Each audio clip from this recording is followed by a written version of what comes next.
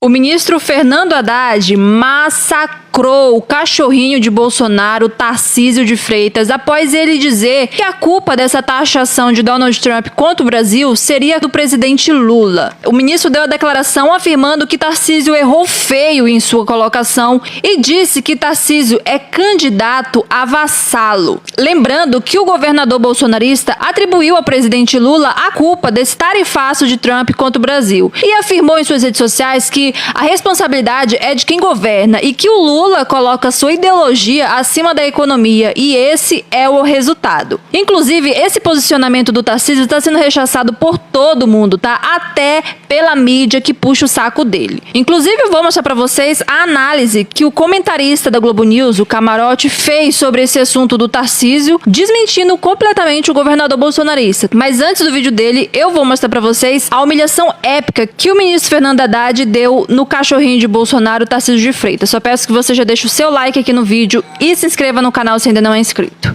Como eu acredito que o tiro vai sair pela culatra, eu acredito que isso não pode se sustentar. Até porque até a extrema-direita vai ter que reconhecer mais cedo ou mais tarde que deu um enorme tiro no pé, porque está prejudicando o principal estado do país, justamente o estado de São Paulo. É o suco de laranja de São Paulo, são os aviões produzidos pela Embraer, que é uma conquista histórica da tecnologia brasileira. E eu penso que, para responder a pergunta sobre o governador errou muito. Porque ou bem uma pessoa é candidata a presidente, ou é candidata a vassalo. E não há espaço no Brasil para vassalagem. Desde 1822 isso acabou. Então, o que está se pretendendo aqui? Ajoelhar diante de uma agressão unilateral, sem nenhum fundamento econômico, sem nenhum fundamento político. Então, eu creio, Azenha, sinceramente, eu creio que foi um dia ruim, que nós vamos ter que encontrar um caminho de superar e esquecer que ele aconteceu para a boa relação entre dois povos que se gostam. O povo americano, o povo brasileiro, nós temos uma relação histórica. Temos divergências de governos, muitas vezes, né? Um governo que adota uma determinada postura, que adota outra. Isso é normal da democracia, né? Você ter governos com orientações diferentes.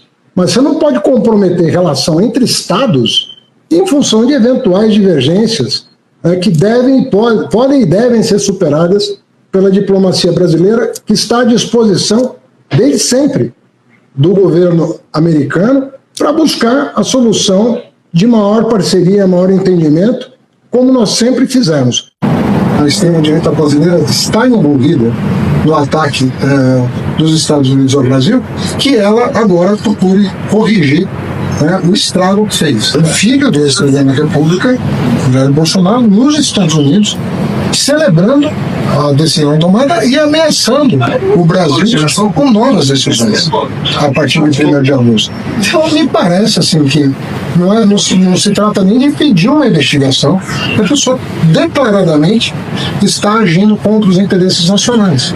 Isso realmente deveria indignar a todos nós brasileiros. Agora, pessoal, vamos ver a análise que o comentarista da Globo News, o Camarote, fez sobre essa fala do Tarcísio de Freitas. Ele fica numa saia justa política, sem dúvida, né? E vamos ver como é que vai ser a reação nas pesquisas. É lógico que hoje ele já dá uma modulação, mas ontem ele foi realmente numa defesa do Bolsonaro e numa justificativa, né, nesse tarifaço do Trump. E aí fica numa situação defensiva ele é que acaba, ao defender isso, ele fica numa situação extremamente defensiva, tanto que o ministro da Fazenda, o Fernando Haddad, partiu para o ataque, de uma antecipação, lógico, do cenário eleitoral, porque a lógica do Tarcísio é que isso aconteceu, essa tarifaço, por culpa do Lula, por questões ideológicas do Lula e nas relações internacionais, ou seja, ele deu a entender que era a responsabilidade do Lula. E não foi isso que o Trump falou. O Trump deixou de forma muito clara que o que estava pesando era o Supremo Tribunal Federal. e querendo fazer uma interferência em julgamentos no Supremo Tribunal Federal, em duas vertentes. Do próprio tentativa de golpe de Estado, que Bolsonaro é réu, e também em relação às grandes plataformas, que já foram condenadas, inclusive a Rede X do Elon Musk, que teve que botar de volta um representante legal aqui no Brasil. Então, o argumento utilizado pelo Tarcísio era facilmente derrubado. Agora, por que o Tarcísio está fazendo isso? Porque ele acaba se comprometendo. Veja, a gente estava falando agora da nota do Davi Alcolumbre, presidente do Senado, e Hugo Mota, presidente da Câmara. É uma nota muito cuidadosa, mas não culpa o presidente Lula. A do Tarcísio não, ele foi bem além, foi uma nota de ataque para a responsabilidade e tentar carimbar no Lula a responsabilidade do tarifaço do Trump no Brasil, 50% de tarifa.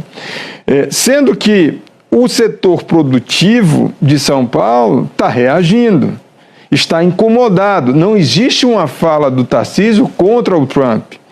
Não existe, e o que está acontecendo veja, a Ana estava falando aí alguns setores, eu acrescentaria Embraer, que é a nossa grande indústria aeronáutica, que aí vem numa situação extremamente difícil. Então, o Tarcísio, hoje ele vem para Brasília para se encontrar na churrascaria, almoçar com esse presidente Jair Bolsonaro.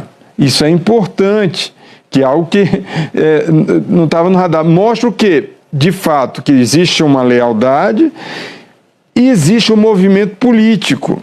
Porque o Tarcísio, se ele confronta agora, ou fica em silêncio, ou não tem a posição que o Eduardo Bolsonaro quer, ou a família Bolsonaro quer, ele fica numa situação mais difícil. Por quê? Porque num cenário de condenação do Bolsonaro vai ter que...